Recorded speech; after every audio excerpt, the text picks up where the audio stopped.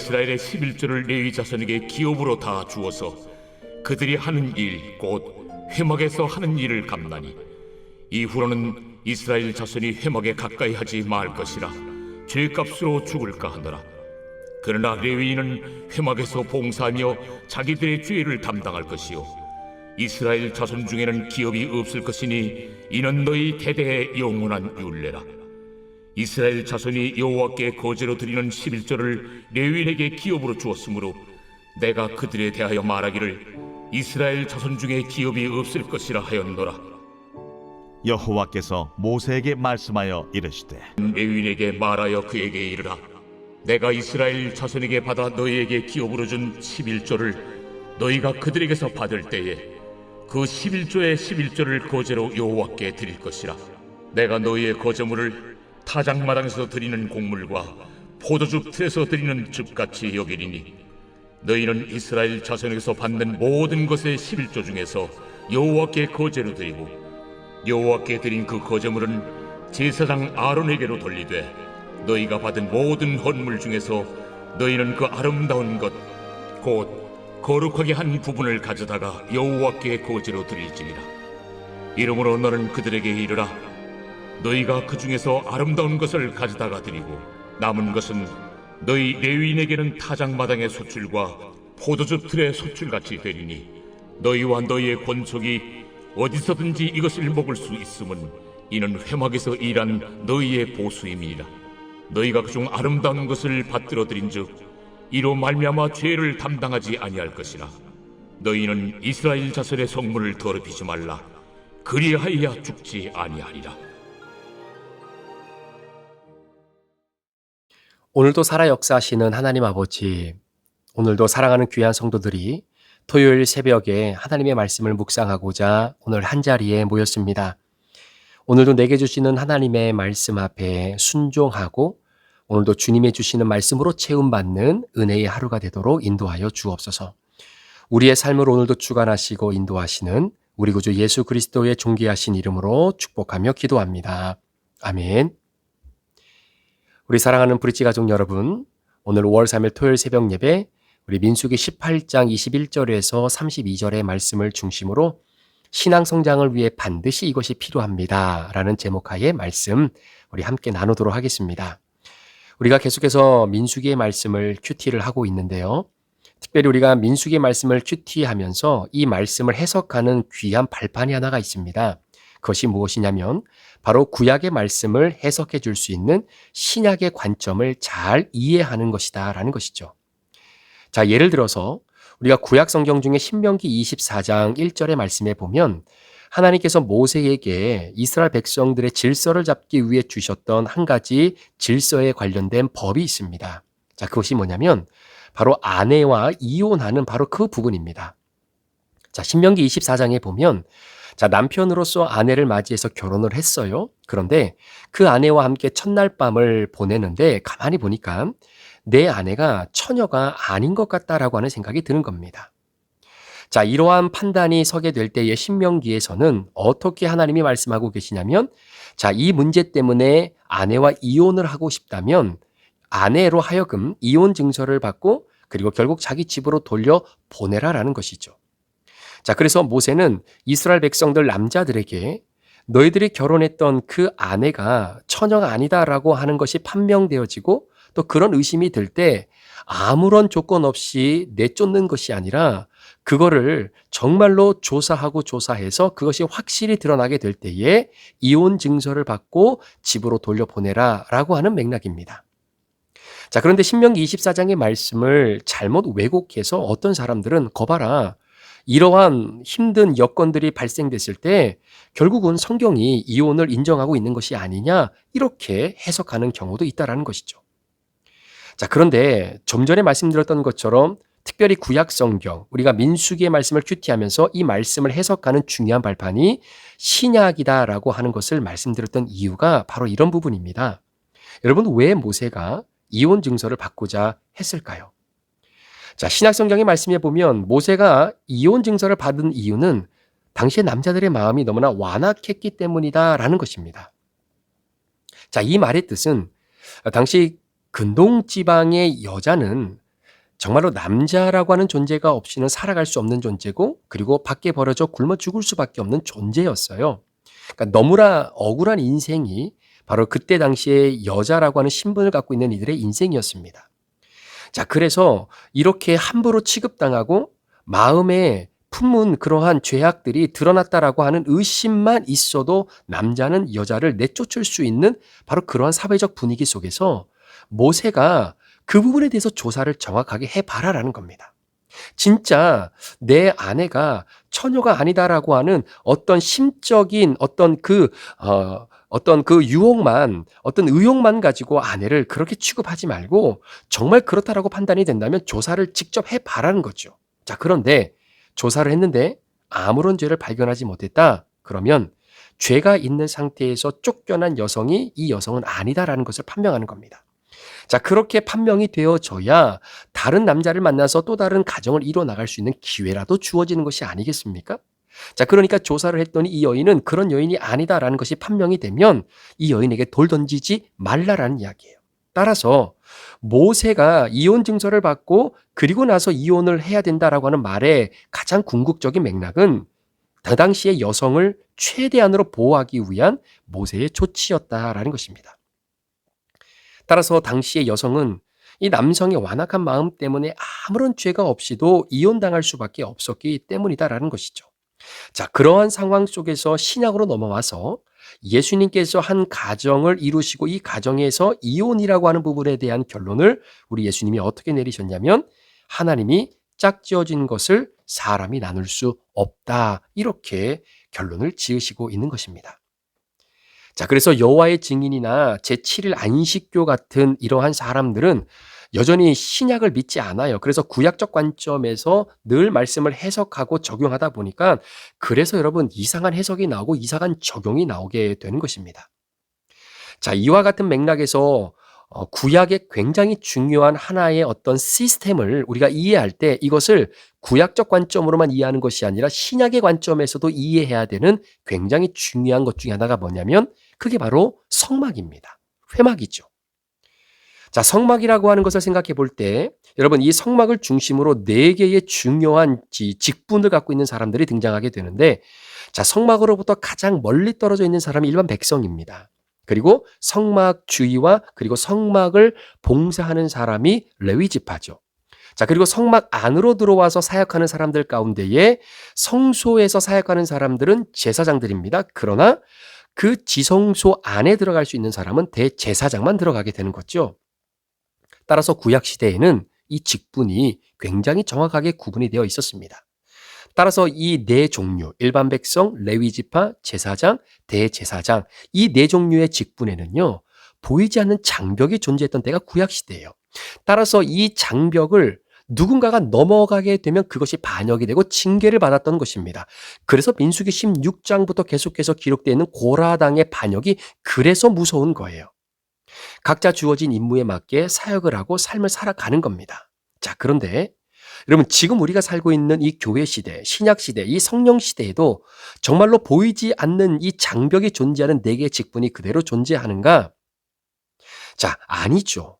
왜냐하면 이제는 그리스도 예수 안에서 택함을 받은 사람이 하나님 앞에 나아가는 제사장이 되었다라는 것입니다. 이게 만인 제사장설이죠. 자, 예수님의 십자가 사건으로 인해서 결국은 모든 예수 믿는 사람들이 예수 그리스도의 십자가를 통해 하나님 앞에 담대히 나아가는 제사장적인 신분을 갖게 된 것이죠.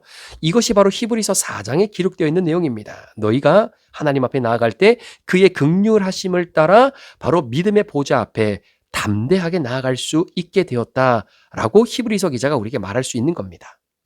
자, 그러니까 일반 백성은 구약의 관점으로 보면 지성소 앞에 나아갈 수가 없었어요. 그런데 예수님이 십자가의 죽으심으로 이제는 지성소에 누구나 들어갈 수 있게 되었는데 자, 문제는 뭐냐면 그러한 은혜가 우리에게 주어졌음에도 불구하고 여전히 정말로 내가 들어가도 되는지 이 마음의 두려움이 해결되지가 않는 겁니다. 자, 이런 마음의 두려움이 해결되지 않는 상황 속에서 기록되어진 성경이 바로 히브리서의 말씀이라는 거예요. 그래서 히브리서가 강조하는 것이 신약 시대의 모든 그리스도인들, 구원받은 택자들은 제사장이 되었다라는 이야기입니다. 자, 그럼 직분이 나눠져 있는 이 구약의 시스템, 이미 지나간 시스템이고 이미 그 시스템이 완전히 다 파괴가 되어져서 주님의 십자가의 사건으로 이제는 우리가 담대히 하나님의 보좌 앞에 나아가게 되었는데 오늘 우리가 이걸 배우고 읽고 또 우리가 받아들여야 될 이유가 있는가? 라고 하는 질문을 던질 수 있는데 정답은 당연히 있다라는 거예요. 자, 이유는 예수님 때문에 우리 모두는 제사장의 직분으로 하나님 앞에 나아갈 수 있게 되었습니다. 그러니까 예수 믿은 지 50년이 된 사람이나 이제 막 예수님을 믿는 사람이나 여러분 차별 없이 하나님 앞으로 나아갈 수 있게 되어온 거죠.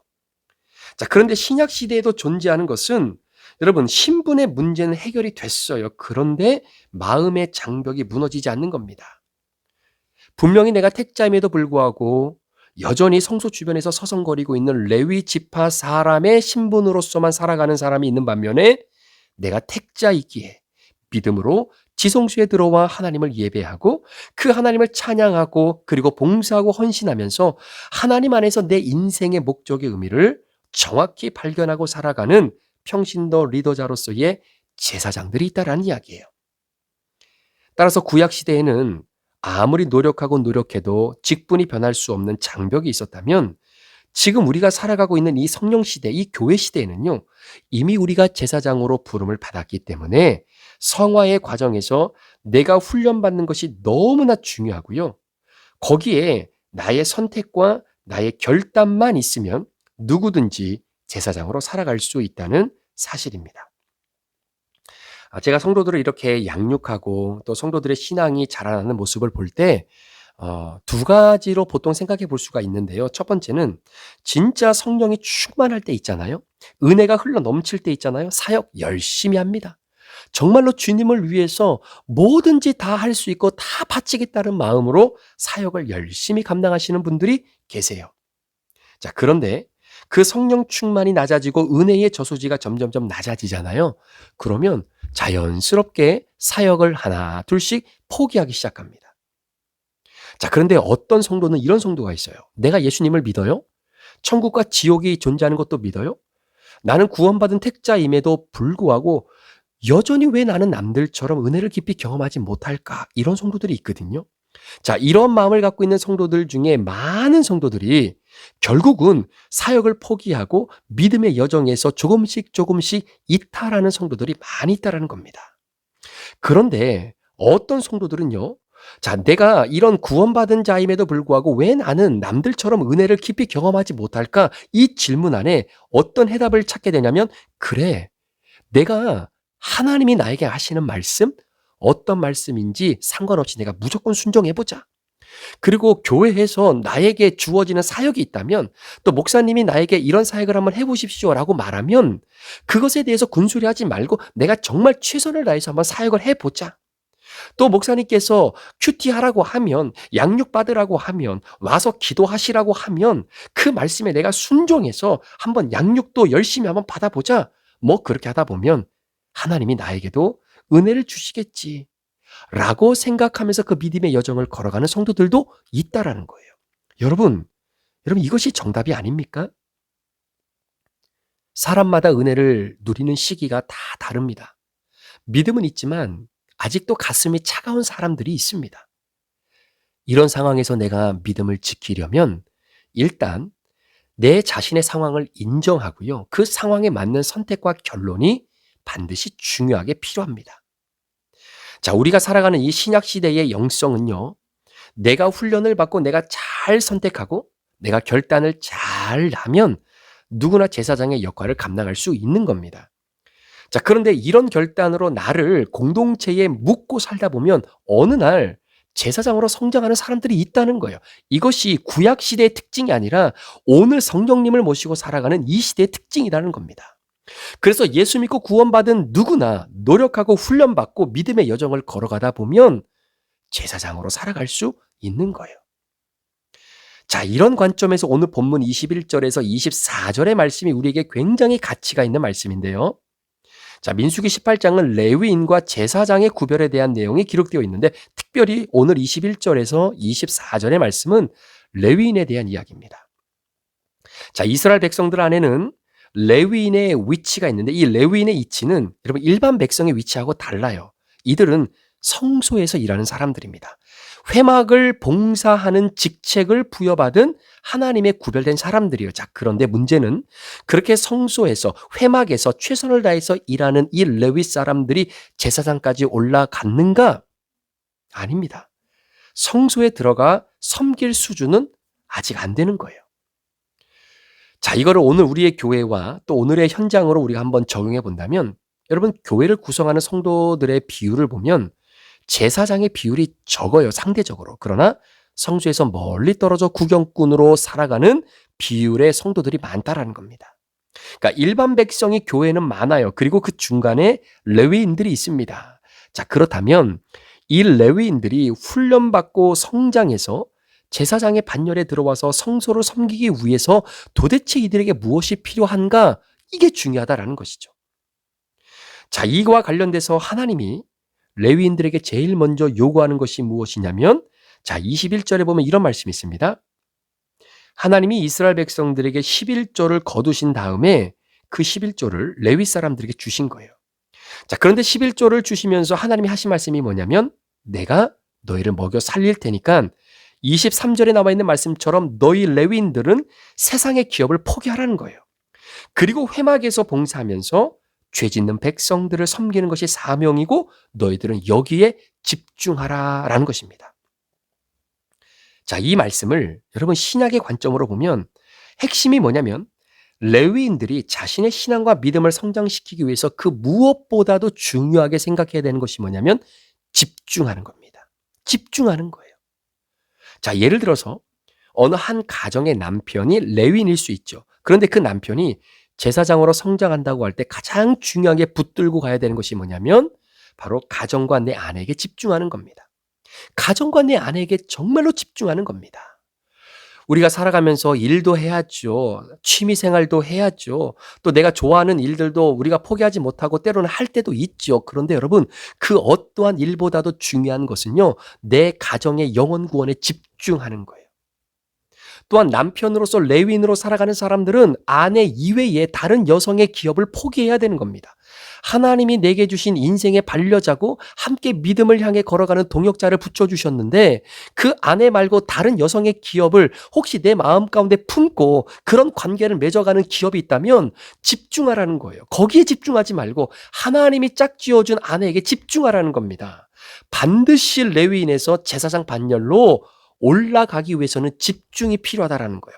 다른 것에 신경 쓰지 말고 내가 너의 생명과 너의 삶을 책임질 테니까 너는 이 일에만 집중하라는 거예요. 여러분, 개인의 영성으로 한번 생각해 보면 저야 목사로서 풀타임으로 교회를 섬기고 있죠.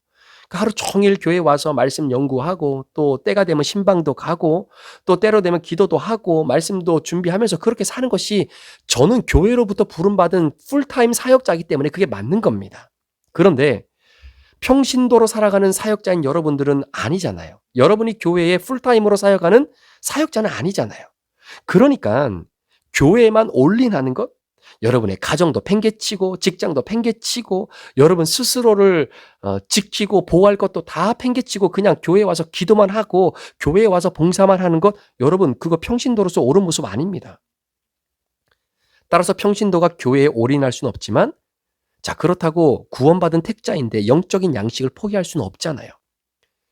자, 그래서 기도하고 큐티하는 시간은 반드시 있어야 하는 시간입니다. 특별히 큐티하는 동안은 모든 것을 내려놓고 그 시간만큼은 집중하셔야 돼요. 자, 일주일에 주일만큼은 세상의 일, 세상의 연락, 세상의 약속들을 뒤로 미루시고 하나님을 예배하는 일에 집중하는 것이 무엇보다도 중요하다라는 것입니다. 목회자들의 삶을 가만히 들여다보면요, 여러 가지 패턴이 있는데 대략 3가지 패턴으로 나눠보면 이렇게 나눠볼 수 있어요. 처음에 목회를 시작했는데 목회 처음부터 너무 힘들어요. 진짜 힘들어요. 그런데 힘들어도 최선을 다해서 성실히 열심히 목회를 감당했는데 목회를 마무리할 때도 결국은 힘들게 어려운 상황에서 목회를 마무리하시는 분들이 있습니다. 또 어떤 분들은요, 처음에 목회 시작할 때는 굉장히 힘들게 시작했지만 마지막에는 진짜 목회의 기쁨을 누리면서 마무리하시는 분들도 있어요. 또 어떤 분들은 처음에는 목회를 시작했는데 처음부터 목회가 너무나 잘 돼요. 막 성도들이 구름대까지 몰려오고 정말로 정말로 부흥하고 하나님의 살아계시는 능력들이 막 드러나요. 그런데 마지막에는 결국은 정말로 좋지 못한 모습으로 목회를 마무리하는 목회자들도 있습니다.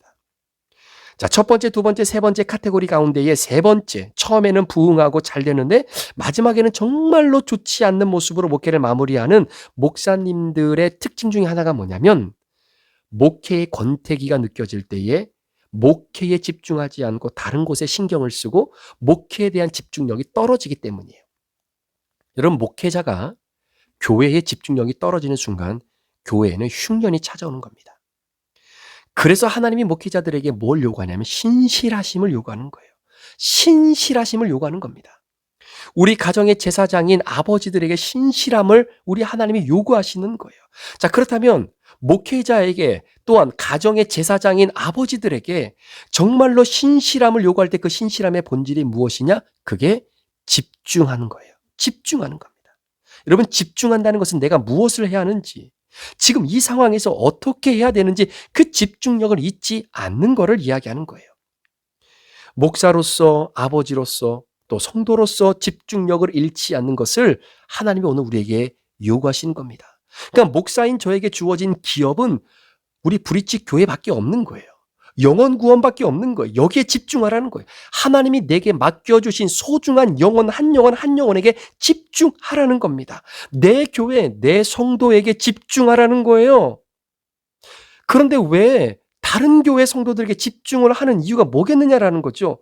내가 섬기는 교회의 집중력이 사라졌기 때문입니다. 그걸 하나님이 원하시는 것이 아니에요. 남편들에게는 다른 기업이 있습니까? 없어요. 남편들의 기업은 아내 하나밖에 없는 겁니다. 그러므로 아내에게 집중함으로 가정을 지키는 거예요. 가정에 신실하다. 그러면 방법은 하나밖에 없습니다. 집중하시면 돼요. 집중하시면 되는 겁니다. 이런 부교역자들은 내가 맡은 부서에 집중하면 되는 거잖아요. 그런데 어떤 부교역자는 내가 맡은 부서에 집중은 안 하고 자꾸 다른 부서에 집중을 하고, 심지어는 뭐 예를 들어서 교육부를 맡은 부교역자인데 교육부에는 신경도 안 쓰고 오로지 막 어른들 만나서 이렇고 저렇고 이런 얘기하고 저런 얘기하고 자신의 어떤 생각을 자꾸 퍼뜨리면서, 여러분, 이런 부교역자가 자질이 있는 겁니까? 집중이 신실하지 못한 사람이잖아요. 어떻게 사역을 같이 할 수 있겠습니까?